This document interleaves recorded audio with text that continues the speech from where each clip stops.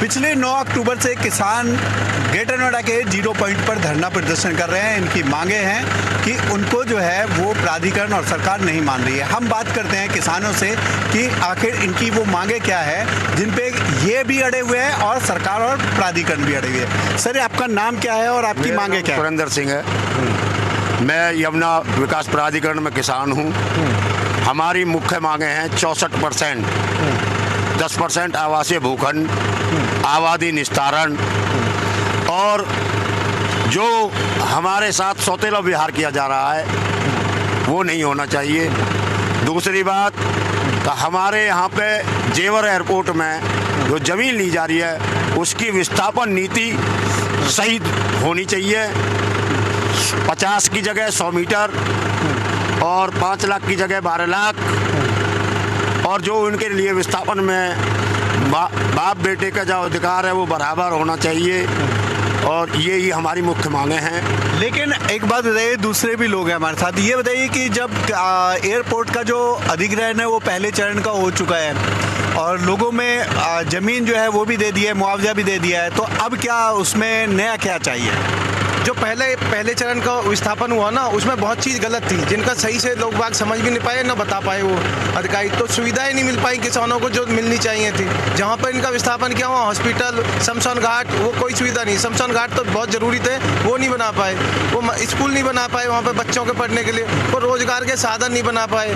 पानी तक की सुविधा नहीं है। तो कुछ नीतियों में उन्हें बदलाव करना पड़ेगा। हम जमीन देने को मना नहीं कर रहे, एयरपोर्ट बसाने को मना नहीं कर रहे, एयरपोर्ट बसे अच्छी बात है, लेकिन उन नीतियों में कुछ बदलाव कर दे। जो इनका विस्थापन की जो नीति इन्होंने बना रखी है उसमें कुछ बदलाव करें। नहीं, प्राधिकरण पहले भी लोग जब ये जमीन अधिग्रहण इसका किया जा रहा था तो तब भी सरकार से बातचीत हुई थी किसानों की, तो सरकार ने क्या मतलब सरकार की बातों से किसान संतुष्ट नहीं हो पाए? जब बताया गया था संतुष्ट थे, लेकिन वो सुविधा मिल नहीं पाई क्योंकि 50 मीटर का प्लॉट दिया। अब हमारी 5 बीघे हमने घेर रखी है तो उसमें 50 मीटर हम कैसे वो करेंगे? तो उसे ज़्यादा करना चाहिए ना। जब हमारे घर परिवार हमारे ज़मीन ज़्यादा है तो उसे ज़्यादा बड़ा बनाना चाहिए। तो इसीलिए ज़्यादा ज़मीन देनी चाहिए उन्हें। 50 मीटर का रेशो एक बना रखा, उसमें बदलाव करना चाहिए उन्हें। 1000 मीटर, 2000 मीटर, 3000 मीटर तक ज़मीन किसान को मिलनी चाहिए।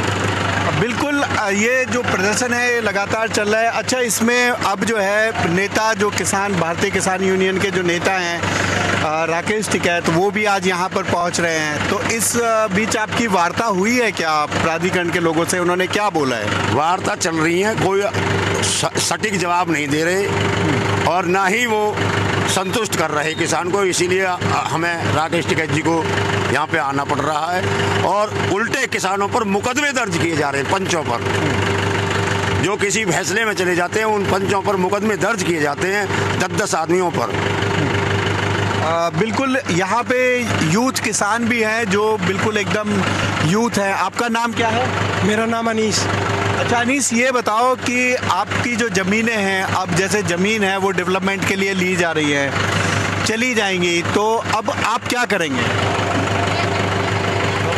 रोजगार। हाँ, रोजगार चाहिए हमें, तो रोजगार के लिए लड़ाई लड़ रहे हैं हम। रोजगार मिल नहीं रहा है। हाँ। जी।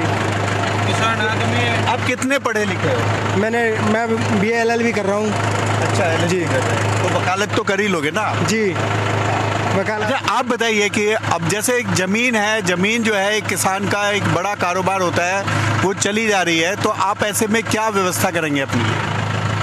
अपने लिए व्यवस्था ये करेंगे कि रोजगार नहीं मिल रहा तो क्या करें, फिर रोडों पे ऐसे ही डोलेंगे। अब वो तो सरकार बना ही नहीं रही व्यवस्था कुछ भी।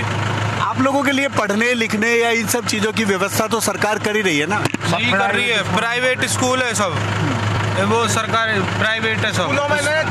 स्कूलों में कोटा देना चाहिए किसानों के, जिनकी ज़मीन गई है, जिन किसानों की ज़मीन गई है उनके लिए कोटा होना चाहिए, क्योंकि हम प्राइवेट स्कूल भी है, सरकारी भी है। सरकारी में इतनी बढ़िया उत्तर प्रदेश सरकार ने कोई सुविधा नहीं दे रखी कि बढ़िया हो।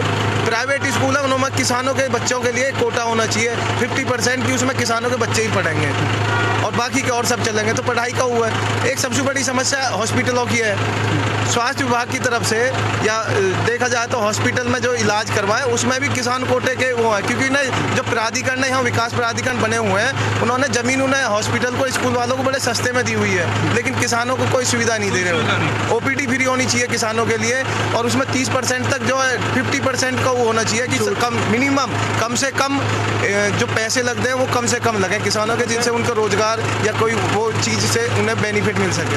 ये बिल्कुल। यहाँ पे कुछ और लोग हैं जिनकी ज़मीनें गई हैं एयरपोर्ट में। आपका नाम क्या है? मेरा नाम ब्रिजपाल है। लेकिन ब्रिजपाल, ये बताओ कि आप प्रदर्शन में क्यों हिस्सा लेने आए हैं, मतलब क्यों आए हैं यहाँ? मैं आपको बताना चाहूँगा कि फ़िलहाल मेरा नाम वैसे ब्रिजपाल है, लेकिन मैं अपनी पहचान फ़िलहाल ये व्यक्त करना चाहूँगा कि मैं पीड़ित हूँ जेवर एयरपोर्ट से, जिसको आप दुनिया में पूरी खबर फैल रही है कि कितना बड़ा एयरपोर्ट बन रहा है, नाम हो रहा है, लेकिन धरातल पे देखा जाए तो किसान के साथ इतना बड़ा छल है। मैं उसके अन्याय बताता हूँ, मांग से पहले जो मांग है हमारी उससे पहले अन्याय बताता हूँ कि कितना अन्याय हो रहा है। एक सर्कल रेट होता है जिसके तय होता है ज़मीन का मुआवजा देना। पिछले 10 वर्षों से सर्कल रेट नहीं बढ़ाया, क्योंकि ये प्रोजेक्ट था पाइपलाइन में, इनको पता था कि मुआवजा देना पड़ेगा, तो सर्कल रेट नहीं बढ़ाया। उसके बाद 2013 में जब कानून बनाया था तो तय हुआ था कि ग्रामीण क्षेत्र में हम सर्कल रेट का 4 गुना मुआवजा देंगे, शहरी क्षेत्र में 2 गुना देंगे, क्योंकि शहरी क्षेत्र में होती है बाजार भाव ज़्यादा होता है, ग्रामीण में थोड़ा कम होता है। लेकिन इन्होंने क्या करा, उसको रातों रात औद्योगिक नगरी घोषित कर दिया पेपरों पे। गांव में कोई सुविधा नहीं दी। एक तो सर्कल रेट ना बढ़ने की वजह से किसान का नुकसान हुआ मुआवजे का, दूसरा फिर आधा कर दिया, क्योंकि जब शहरी कागजों पे बना दिया तो कानूनन उनको 2 गुना देना पड़ा, ये हुआ। तीसरा, जब गाँव विस्थापन की बात आई, गाँव भी विस्थापित हुई ज़मीन के साथ, तो क्या इन्होंने तर्क दिया कि हम जिसका 100 मीटर है उसको 50 मीटर देंगे, मतलब आधा देंगे। तर्क ये दिया कि हम आपको चौड़े रोड देंगे। बताओ, अब 50 मीटर में आधे में मतलब किसान कैसे इतना, अगर सरकार हमको कहीं विस्थापित कर रही है दूसरी जगह तो उतना भी दायित्व नहीं बन नोएडा किसानों के समर्थन। सर, आप यहाँ किसानों के समर्थन में पहुँचे हैं, क्या लड़ाई है और क्या मांगे हैं? देखो, मांग हमारी ये है कि जो एयरपोर्ट में ज़मीन जा रही है, जो 64% ज़मीन का मामला है, जिनकी ज़मीन अधिग्रहण हुई है, कोर्ट में चलेगा तो उसको मिलेगा, जो कोर्ट में नहीं गया तो उसको नहीं मिलेगी। ये सारा सवाल हमारा है।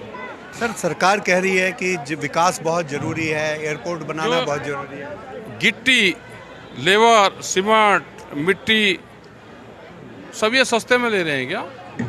बाजार भाव पर खरीद रहे क्या? जो विकास के नाम पे जिनकी नौकरियां लग रही वो आधे रेट में है। किसान की ज़मीन ही सस्ती क्यों? हजारों चीज़ लगती है, लोहा, स्टील, गिट्टी, मिट्टी, लेबर, तो क्या वो बाजार रेट से सस्ती है? लेकिन किसान की ज़मीन सस्ती चाहिए, ये एतराज़ हमको। सर, 9 अक्टूबर से यहाँ पे आपके जो लोग हैं वो बैठे हुए हैं, किसान बैठे हुए हैं, अभी तक ना सरकार ने ना प्राधिकरण ने कोई सुध नहीं ली है। ये आंदोलन कब तक चलेगा और आगे की रणनीति? 13 महीने सरकार बहुत बेड़ा है। 13 महीने एक देश की राजधानी घेर रखी थी, उसमें सुध नहीं ली थी। अभी तो 9 तारीख से बैठे, अभी तो 10-11 दिन तो ये। लेकिन आपके नेताओं पे मुकदमे भी दर्ज हो रहे हैं, कैसे? भाई आंदोलन करेंगे तो मुकदमे तो दर्ज होंगे। ऐसा थोड़ा है कि मिट्टे मिट्टे गप गप और कड़वे कड़वे तो मुकदमे दर्ज हो गए न जेल भेज दो। ये हवा में क्यों घूम रहे हैं यहाँ, सबको भेज दो जेल। तो ये आंदोलन जारी रहेगा? और आंदोलन क्या हट रहा, मुकदमे अलग चीज है, आंदोलन अलग चीज है। बिल्कुल। ये मुकदमे तो इसलिए लगाए जाते हैं कि आंदोलन को दबा जाए, लेकिन इनका मुकदमे से कोई संबंध नहीं। ये थे राकेश टिकैत, जो बेबाकी से अपनी चीज़ों को रख रहे थे कि भले ही चाहे सरकार कितने ही मुकदमे दर्ज करा ले किसानों के ऊपर, लेकिन किसानों का जो धरना प्रदर्शन है वो लगातार जारी रहेगा। कैमरा पर्सन प्रहलाद सिंह के साथ में मोहम्मद यूसुफ, ग्रेटर नोएडा।